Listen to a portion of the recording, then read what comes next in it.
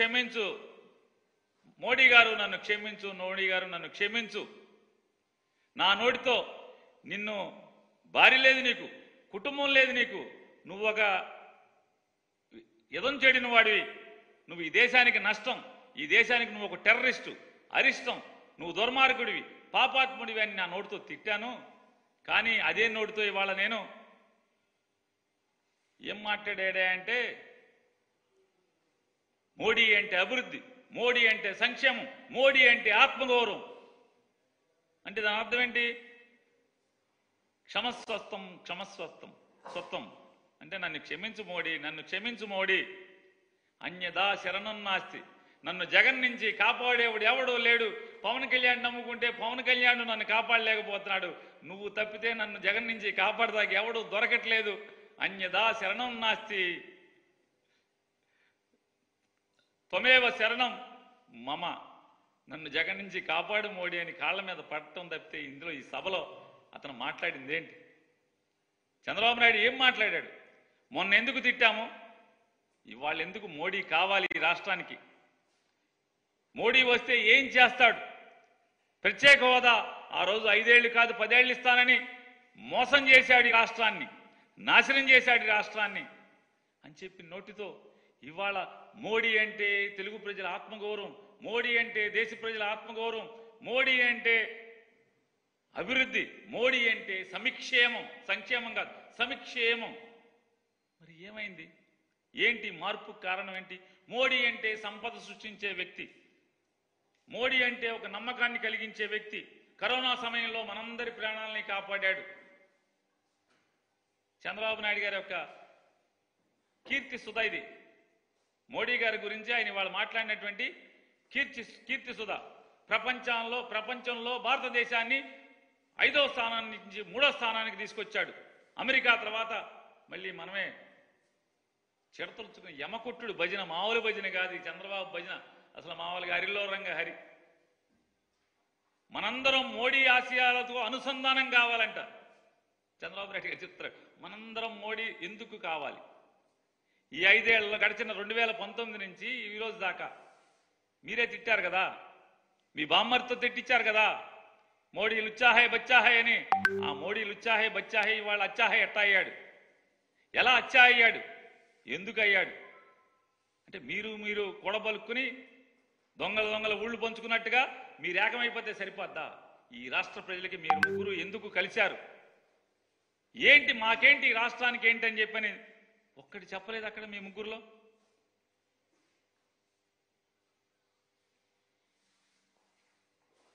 ఆయన మాట్లాడతాడు చంద్రబాబు నాయుడు గారు, జగన్మోహన్ రెడ్డి గారికి సొంత చెల్లెళ్ళే ఓటు ఇద్దంటున్నారు తమ్ముళ్ళు. చంద్రబాబు నాయుడు గారు,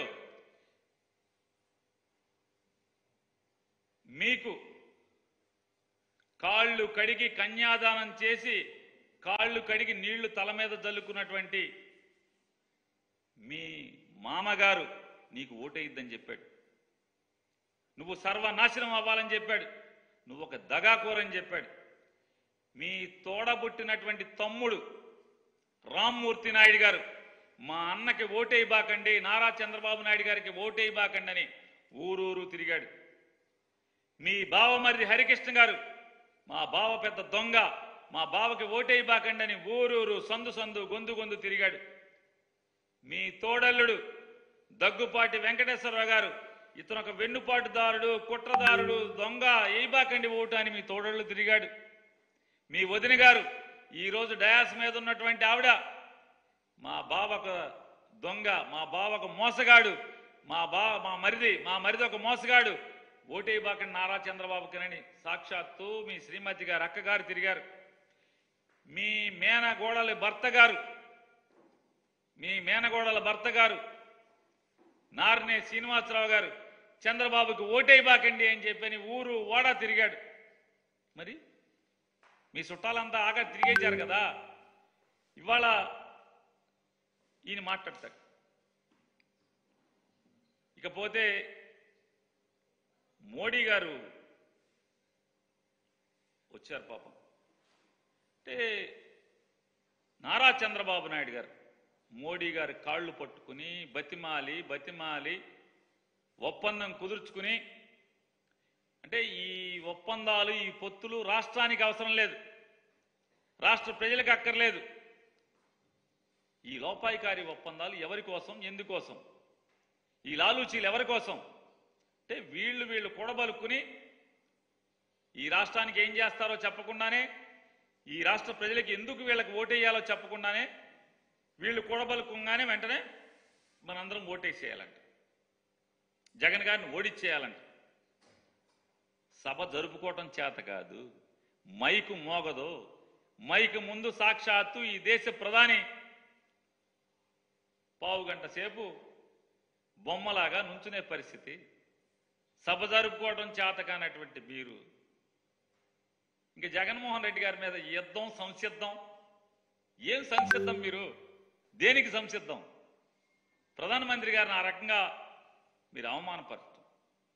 ప్రధానమంత్రి గారు కూడా గొప్పగా చెప్పారు. ఏమని చెప్పారు? అయోధ్యలో రాముణ్ణి స్థాపించుకున్నాం, ఇది దేశానికి గర్వం. కానీ అయోధ్యలో రాముణ్ణి స్థాపించుకున్నటువంటి మోడీ గారు చిలకలూరిపేట వచ్చి ఈ బెజవాడలో 40 గుళ్ళు ధ్వంసం చేసి దేవుళ్ళ విగ్రహాల్ని చెత్తకుండీలో నుంచోబెట్టినటువంటి, ఏమనాలి అతన్ని? అతని పక్కన మీరు కూర్చుని కబుర్లు చెప్పుకుంటుంటే, ఏకైకలు పక్కలు అక్కడ ఉంటే ఎవరిని అవమానిస్తున్నారు, ఎవరిని మోసం చేస్తున్నారు మోడీ గారు? మీరు ఏది మీ నిబద్ధత? దేశాన్ని అందరినీ కూడా రాముడు రాముడు రాముడిని ప్రతిష్ఠించుకున్నామని చెప్పి మాట్లాడుతున్నారు. ఇక్కడ మీరు వచ్చి సావాసం ఎవరితో, చట్టాపట్టాలేసి తిరిగేది ఎవరితో? 40 దేవుళ్ళ గుళ్ళని ధ్వంసం చేసినోడితో మీరు ఇక్కడ సావాసమా? మీరు దేవుడి గురించి, దేవుడు మీ నిబద్ధత గురించి ఎలా నమ్మాలి ఈ ఆంధ్ర రాష్ట్ర ప్రజలు? ఈ ఆంధ్ర రాష్ట్రంలో ఉన్నటువంటి హైందవులు ఎలా మీ నిబద్ధతని నమ్మాలి? గుళ్ళు కూల్చిన వాడితో మీరు సావాసం చేస్తూ చట్టాపట్టాలు వేసుకు తిరిగితే ఎలా నమ్మాలి? 5 ఏళ్ల క్రితం ఇదే మోడీ గారు గుంటూరు సభ, ఇదే గుంటూరు గడ్డ మీద, ఇవాళ ఏ గుంటూరు గడ్డ మీద వచ్చారో మాట్లాడారో మోడీ గారు, ఇదే 5 సంవత్సరాల క్రితం ఇదే గుంటూరు గడ్డ మీద నిలబడి ఏమి చెప్పారు మీరు? చంద్రబాబు నాయుడు ఒక అవినీతి పరుడు, అవినీతిలో కూరుకుపోయినటువంటి పచ్చి రాజకీయ దగాకోరు. మళ్ళీ మేము గెలవంగానే, మా ప్రభుత్వం రాగానే పోలవరంలో జరిగినటువంటి అవినీతి మీద విచారణ చేయిస్తామని చెప్పి మీరే మాట్లాడారు. సాక్షాత్తు భారతీయ జనతా పార్టీ మేనిఫెస్టోలో మీరు ఏం పెట్టారు? అమరావతి ఒక రియల్ ఎస్టేట్ స్కామ్, అమరావతి రాజధాని నిర్మాణం అనేది ఒక రియల్ ఎస్టేట్ స్కామ్. మా ప్రభుత్వం ఎన్నికలవ్వగానే, మా ప్రభుత్వం రాగానే అమరావతి స్కామ్ మీద ఒక స్పెషల్ ఇన్వెస్టిగేటివ్ టీంని ఏర్పాటు చేసి బాధ్యులైనటువంటి ప్రతి ఒక్కరిని కూడా జైల్లో పడేయిస్తామని చెప్పని మీ మేనిఫెస్టోలో పెట్టారు. ఏమైంది ఆ మేనిఫెస్టో? మరి మాకు సమాధానం చెప్పాలి కదా ఈ ఆంధ్ర రాష్ట్ర ప్రజలకి. అమరావతి స్కామ్ ఏమైంది?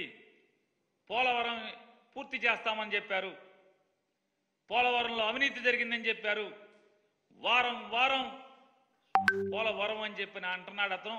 కాదు, అతనికి అదొక ఏటీఎం అని చెప్పని మీరే చెప్పారు కదా. విచారణ చేస్తామన్నారు కదా. ఏమైంది విచారణ? ఆ విచారణలో చంద్రబాబు దోష నిర్దోష చెప్పరా మాకు? మీరు ప్రధానమంత్రి కదా, ప్రపంచం మొత్తం మీరు గర్వంగా తిరుగుతున్నారు కదా, నే భారతదేశ బిడ్డనని. మరి అలాగే ఈ ఆంధ్ర రాష్ట్ర గడ్డ మీదకి వచ్చినప్పుడు, ఈ గుంటూరు గడ్డ మీదకి వచ్చినప్పుడు 5 ఏళ్ల క్రితం మీరేం చెప్పారు? ఇవాళ చంద్రబాబు నాయుడు మీరు ఎలా పునీతుడిని చేశారు? మీరు ఏ గంగా జలాన్ని పెట్టి అతను ఒళ్ళంతా కడిగారు మీరు? అతని పాపాలన్నీ ఏ గంగను తెచ్చి కడిగారు మీరు? ఇదే చంద్రబాబు నాయుడు మిమ్మల్ని అపహాస్యం చేశాడు 5 ఏళ్ల క్రితం. ఏమిచ్చాడు మోడీ? చారుడు మట్టి చెంబుడు నీళ్లు అన్నారు. మరి ఏ ముఖం పెట్టుకుని వాళ్ళ చారుడు మట్టి చెంబుడు నీళ్లు ఇచ్చినటువంటి మోడీని తీసుకొచ్చి మీరు ఓకే భజన చేస్తున్నారు? భజన చిడతలు పట్టుకుని యమకొట్టుడు కొడుతున్నారు. ఏంటిది?